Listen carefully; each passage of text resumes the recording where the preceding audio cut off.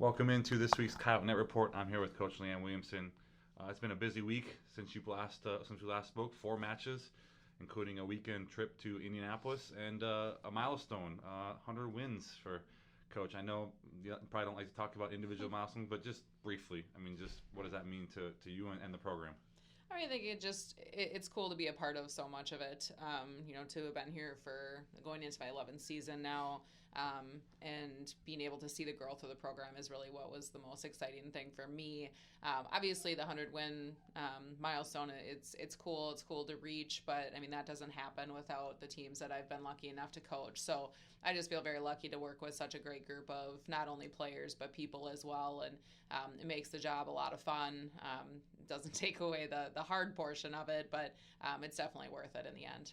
And once again, Coach Williamson, just the second Coyote volleyball coach to reach that 100-win plateau. And last weekend in Indianapolis, a tough 4-set match to open the season against IUPUI. Another 4-set match with Valparaiso before finishing off with the sweep of Murray State, who was an NCAA tournament team last year. How pleased were you with how the team handled the adversity over the weekend, especially in those first 2 matches, with their backs against the wall in some couple games? Yeah, we found ourselves in that situation multiple times. The match against IUPUI, I think, was important for us to be able to pull that out. You could see the nerves, you could see the just the jitters that our team had at times. And I think it took us a couple sets to really settle in, even with a win in there. So to see us be able to pull it out and actually really come back in certain moments and find a way to finish off sets was really important for us. I think just to see what we could accomplish, and yet we weren't 100% pleased with the way we played. And that's something that we've got to make sure that we can continue to do, though, that we can still win matches even if we're not always playing our best, because there's going to be times where we're not. So I think we stayed at least patient enough to pull out the win there. And then the next 2 matches, you can kind of see us every match just get a little bit cleaner, a little bit better as a team, and a little bit more dominant even. I think you saw our confidence grow with that. And that really is, right now, I think a big part of things that we need to figure out. We need to have, just with so many new people and a lot of new faces on the floor, for us to work through some of that adversity, I think is important early on. In the end, that definitely is going to set us up for hopefully success here going into the future. And like you said, that match with Valparaiso, early morning match on a Saturday, coming off of a night match the night before, had a chance to get the sweep in 3 and didn't quite work out, and then to be able to pull it out there in 4 and not have to go 5. Yeah, the third set we'd love to have back, but I do think that those moments create some really good learning situations as well. And the fact that we had to go through that, I think at that point in time, I think it actually made us better in the third set because we didn't want that to happen again. So I think we were a little bit tougher as the weekend went on. And, those things we talk all the time about how failure is only failure if you don't learn from it. And I do think our team got better over the weekend with that. So that was definitely good to see. We had a couple, I think we were down 24-20 at one point in time, and we were able to extend the game long enough for us to win that one. And that's tough. Those are not easy situations to be in, but we actually looked pretty composed in that moment, and we saw some of our players make some really big plays and important plays for us in order to finish that off. And yet, one final thought about the weekend. Serving seemed like it also got better as the weekend went on. The serving errors kind of went down a little bit, but I think that's a proponent of wanting to be aggressive, right, with the service line? Yeah, absolutely. We talk about winning the serve pass battle on every match, and I do think our serving got better as the weekend went on.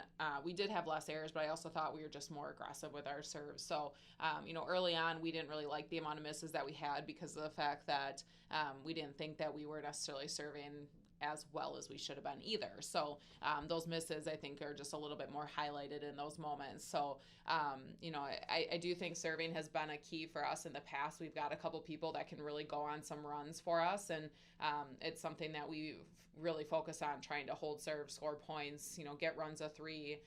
And when we see ourselves doing that, we do tend to have more success.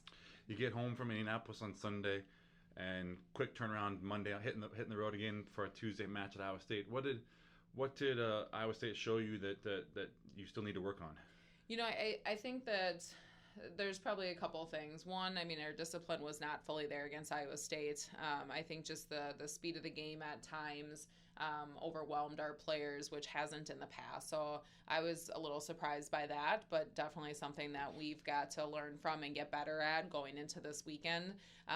And then I think just our the grit that we showed when our backs were against the wall. I think this past weekend we responded to that challenge, but it is hard when you're going against a team like Iowa State and you find yourself down. It's a lot harder to chip away. It's a lot harder to find yourself back into that game, even with a run of 3 there. So, I think those are a couple things that we're going to talk about today. We're going to work on today.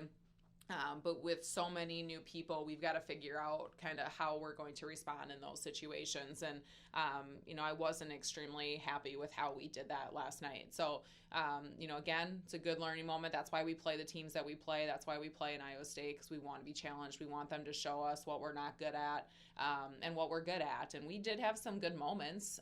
We were able to go on a couple runs. Unfortunately, when we went on a run, we tended to let them go on a run right afterwards. So we just didn't stay at that consistent level that we needed to be at in order to put ourselves in a position to win a game or a match against them. So, I think that there's still, offensively, I still think that we can do some good things. I think we had a few more errors last night than we probably should have in certain moments, but that came more from our first and second contacts than I think it did from our third contact. So, a couple things that we can definitely work on that we'll get better at today and tomorrow when we practice down at Kansas City, and then we have 3 more chances to compete. And once again, the Coyotes will take a 3-1 record. Another quick turnaround. You'll have 1 day of practice here before you hit the bus, get on the bus. There's obviously things to still work on, but yet you have some new opponents this weekend: Kansas City, Tulsa, and Louisiana Tech. Yeah, 3 very good opponents. I think obviously Kansas City played a very good Kansas team and played very well against them.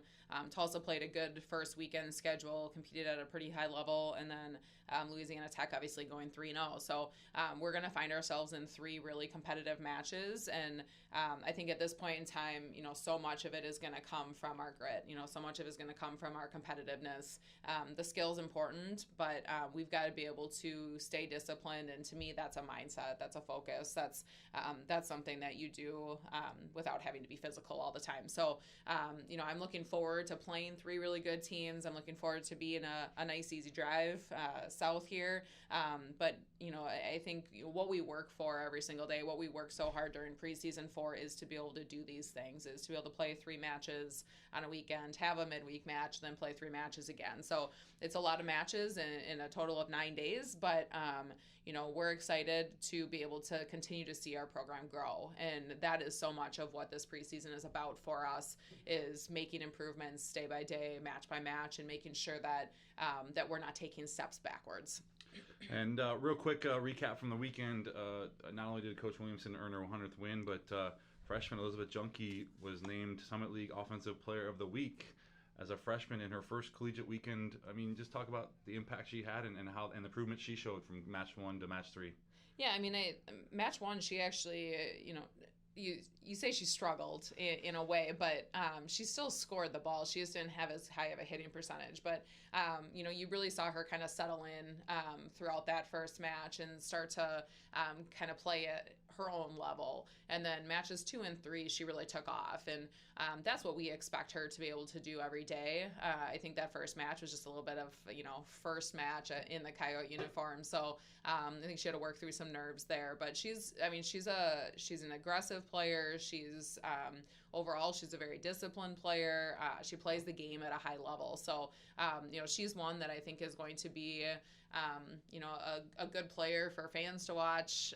And I think she's somebody that is going to continue to, make noise, if you will.